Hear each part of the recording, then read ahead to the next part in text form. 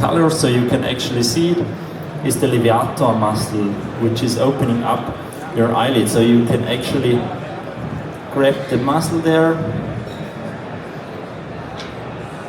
and do some manipulations to it. So different surgeries, you need to strengthen this muscle, shorten this muscle, so you can cut it and suture it back together, for an example.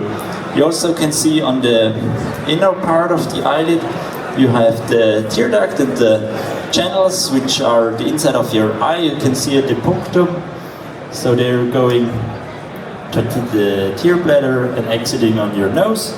We also have them here for reconstruction purposes. Underneath you can see the tarsus, so a ligament again, which is connected to the bone on your nose, so it's strengthening your eyelid. And then if you open up